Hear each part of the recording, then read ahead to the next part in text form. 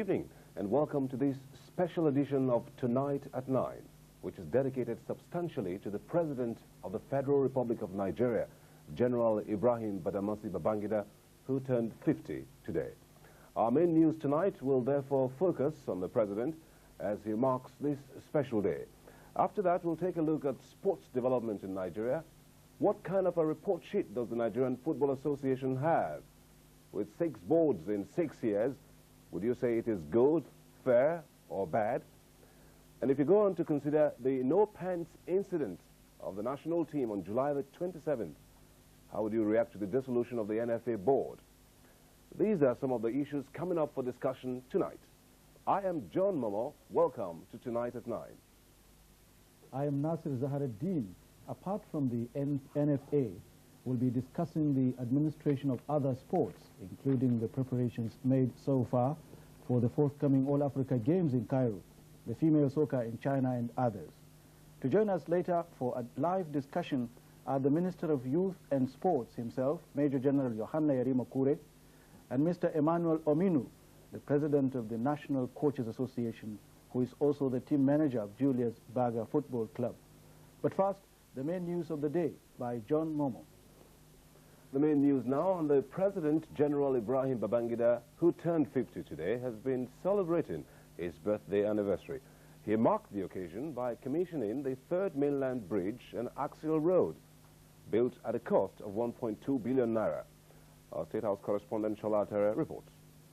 The commissioning of the third mainland bridge and axial road by President Babangida was in fulfillment of the promise made by the contractors and the Lagos State government when the President inspected the project in May to complete the work 3 months ahead of schedule as a birthday gift to the President. President Babangida, who later had a test drive on the over 5-kilometer bridge, laid the foundation stone of the project in 1987 during his Lagos State tour. The bridge, he said, was one of the many uncompleted projects inherited by the present administration, adding that the over 1 billion naira cost is caused by the protracted construction period, inflation, and structural changes. He said the project will no doubt enhance the overall economy of the country and contribute considerably to the physical and mental health of Lagos residents. President Babangida, who described the project as a social dimension to the structural adjustment program, assured that the concern for Lagos will continue to remain strong in spite of the movement of the seats of the federal government to Abuja. Appropriate machinery will be established to enable this, and succeeding administration accord Lagos its premier position as the most important commercial center in this country. Lagos City will forever remain glorious in our history as our pioneer capital. Accordingly, the administration will sustain its keen interest in Lagos and discharge its obligation in the continued physical development of this city in particular and of Lagos State in general. The President expressed gratitude to all Nigerians for their prayers, support, and goodwill, and enjoined them to make maximum use of the bridge, taking great care to avoid vandalizing it. The Minister of Works and Housing, Major General Maman Kotagura, emphasized that the project will not be the last major infrastructure to be embarked upon by the present administration in its drive towards the socio-economic development of the country. Governor Raji Rasaki, who paid tribute to his predecessors for their role in making the bridge a reality, called for the dualization of the Lagos-Ikorodu Road and the maintenance of federal roads in Lagos State. Today's ceremony also saw the President receiving more honors as he became the first Bashayero of Lagos, a title conferred on him by the Oba of Lagos, Adeyinka Oyekon II. With details, here's our State House correspondent, Mohammed Labo. The importance attached to the third mainland bridge by Lagosians perhaps explains the large turnout at its commissioning today. The President did not only get the birthday present he asked for, but also got what he did not request for, a chieftaincy title of the first Bashayero of Lagos, which literally means the sustainer of life of Lagos. The title, according to the citation preceding the conferment, was in appreciation of the wonderful work he has done for Lagosians. Little wonder the announcement of the conferment of the title attracted a loud ovation from those present.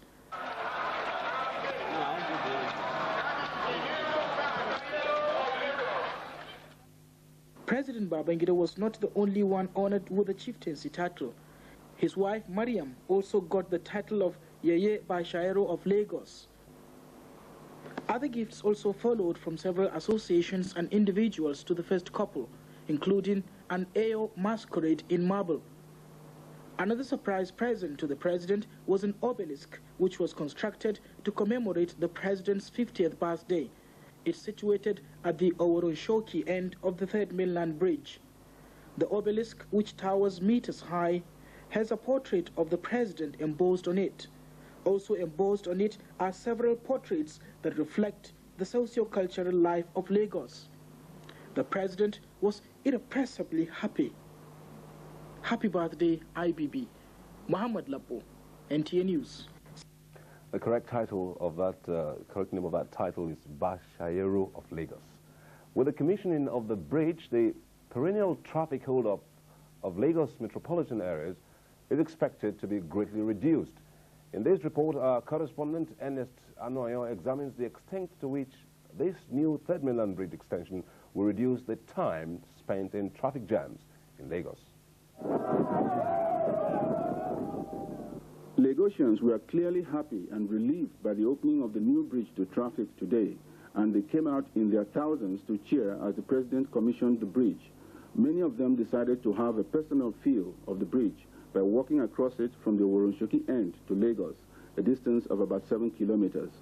Their excitement is justifiable because for many years, traffic hold-ups have made movement around the city of Lagos something to be dreaded. I'm happy that a very serious social problem is going to be solved, for the populace in the Lagos metropolis. By that I mean the perennial traffic jams will have to be tremendously eased with the opening of this Third Mainland Bridge. I think it's wonderful. I think it's going to ease the economic life of Lagos because it's going to take us down from Lagos Island to the mainland, and so with the third bridge, it will make things easier for us. When commuters, can get to places in time, it will help business a lot. The new bridge has provided direct access to Lagos Island from a large portion of Lagos mainland. Motorists from the Oworonshoki, Bagada, Ikeja, Isolo, and even Festac town can now drive expressway style to Lagos, avoiding the Herbert Macaulay, Western Avenue, and Apapa approaches. This will, according to experts, cut the traffic on these routes by more than 1/3. For the time being, the bridge will be open to traffic during the daytime peak periods, pending the installation of street lights. Officials of the contracting firm say this will take only a few weeks. Works and Housing Minister Major General Maman Kontagora said at the commissioning ceremony that the bridge will provide direct connection for long-distance traffic into and out of Lagos. According to him, Lagos-bound traffic will be admitted into the road between 6 a.m. and 10 a.m. daily, while out of Lagos traffic will use the road between 2 p.m. and 7 p.m. One of the activities marking the birthday anniversary of the president today was a combined religious Thanksgiving service. It was held early today at the Tafawa Balewa Square in Lagos. And as our national affairs correspondent Rose Onya reports, the service, which was organized by a committee of friends of the president, was an occasion to offer prayers, not only for General Babangida and his family, but also for the nation.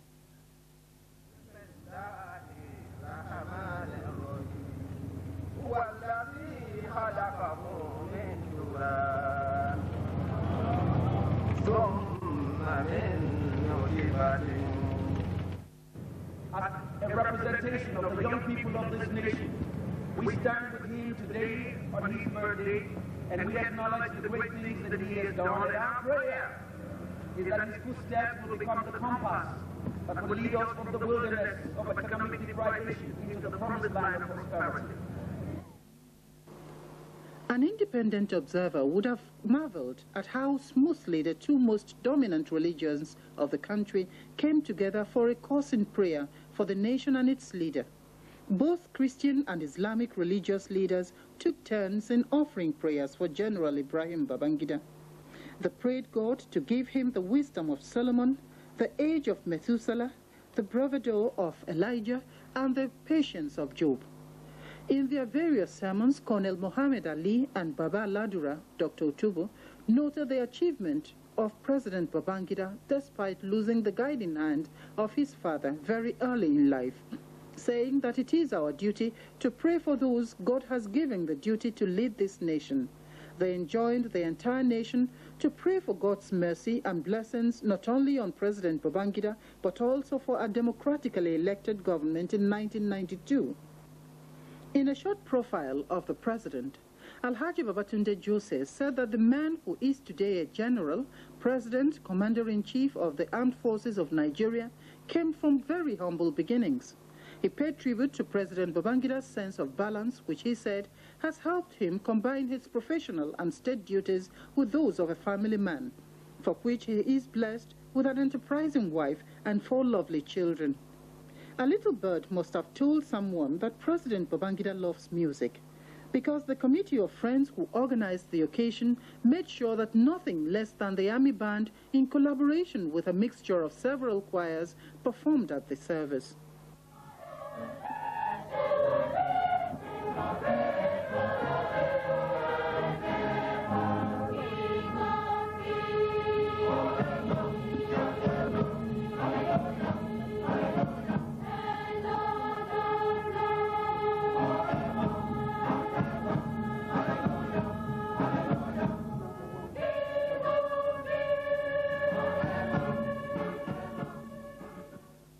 For more audience participation, NTA's Julie Coker led the gathering in a birthday song for the president.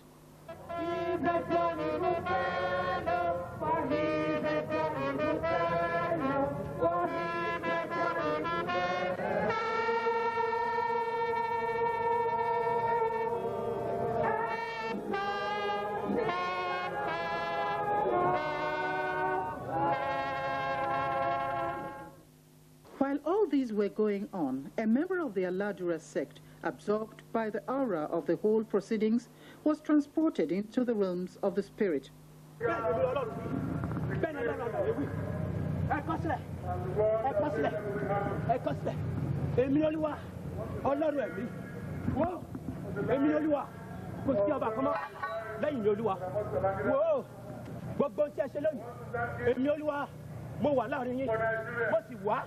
láti ṣẹ́gun fún yín fún àwọn márùn yìí wóò kòtò tí a gbẹ́ sílẹ̀ fún yín àwọn ọ̀tá yín àwọn ní òkú sí inú rẹ̀ wóò bó ti kú tí a gbẹ́ sílẹ̀ fún yín àwọn ọ̀tá yín ní ó wọnú rẹ̀.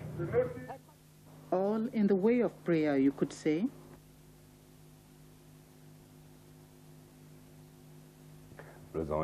Still ahead, more reports on the president as it marks his 50th birthday anniversary.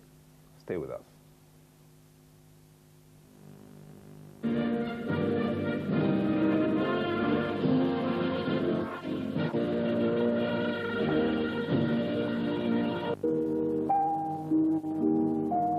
On behalf of myself, management and staff of the Federal Ministry of Mines, Power and Steel, and all the parastatals of the ministry, I congratulate most sincerely the President, Commander-in-Chief of the Armed Forces of the Federal Republic of Nigeria, and the Chairman of the Organization of African Unity, General Ibrahim Badamasi Babangida, on his 50th birthday anniversary. This is wishing the President good health and the wisdom with which to continue to pilot the ship of the Nigerian nation. Long live General Ibrahim Badamasi Babangida. Long live the Federal Republic of Nigeria. Congratulations. Happy birthday. Air Vice Marshal Nura Imam, Honorable Minister.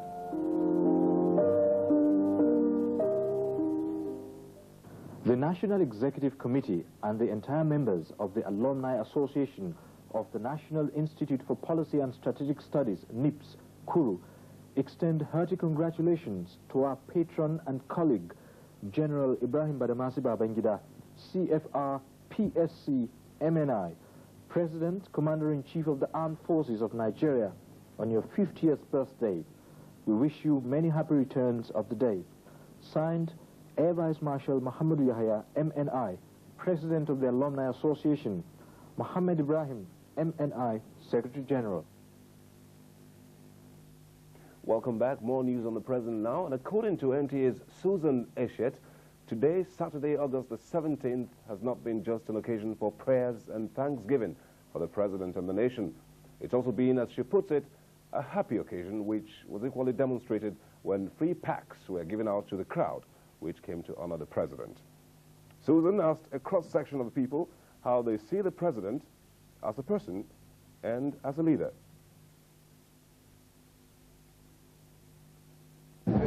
He has been quite bold with many of his programs for the country, and I wish him on this occasion many happy returns of the day. Madam, why are you rejoicing? I'm rejoicing because it's a happy day. It's a nice ruler. God has given the wisdom to rule, and I wish him God will raise more helpers. It is difficult for anybody not to agree with most of the people who have spoken about him. He's a very courageous person. He has done very many things. Many people thought that they were not possible in the place. But we will best talk about him after he had left power. That's in 1992. But I think he's a very great president. I believe he has contributed immensely to the development of the nation. And I wish him God guidance, like the imams and the priests have prayed today. I wish he contributed, he continues to steer the ship and lead Nigeria to greater heights. Babangida has done a lot for this country. Unfortunately, his economic system has not worked out well for the masses of this nation. Only very few people have benefited. Why I'm here this morning is to pray for him, because there is nothing that one cannot achieve with prayers. Correspondent also spoke with one of those who works with the President and speaks for him. The Minister of Information, Chief Alex Akinyele. He's one of the finest practical public relations practitioners I ever met in my life. His public relations practice marvels me. I am yet to see a more peace-loving man. Chief Alex Akinyele. The President has continued to receive congratulatory messages and greeting cards, as well as gifts from well-wishers. Some of the earliest cards came from his wife, Mariam, and members of his family. The President also got cards from his personal staff. Apart from the cards, they presented General Babangida with a wooden carving bearing two messages.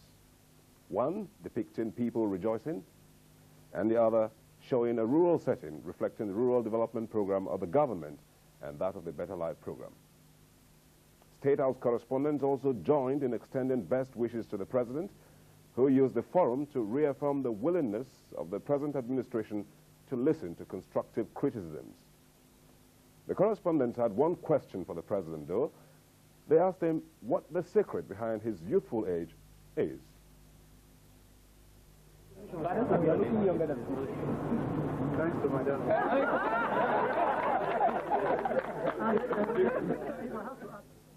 Among the many gifts presented to the President was one which was very unique, an 18-seater executive aircraft from a Kaduna-based businessman, Chief Sonny Okogu. According to our Kaduna correspondent, Aminu Yaya, Chief Okogu announced the birthday gift when he paid a courtesy call on Governor Tanko Ayuba of Kaduna State. Chief Okogu said the gift is in appreciation of the good work and sterling leadership qualities of General Babangida. The President's wife is also to be the owner of a befitting house to be constructed by the Black and Gold Group at any location of her choice in the country.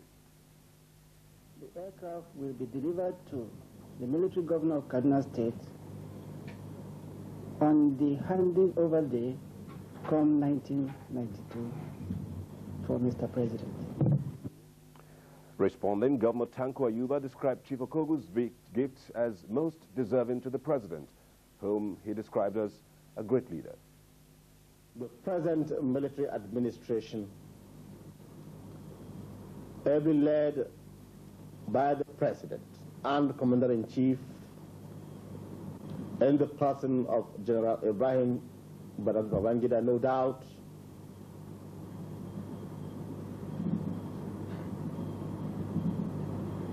has been of greater service to this country than any administration that has existed.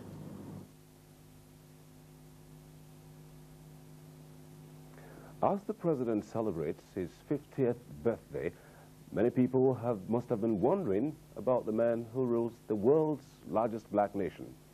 NTA's Lola Alakija has put together this next report, which is on the various sides of General Ibrahim Babangida.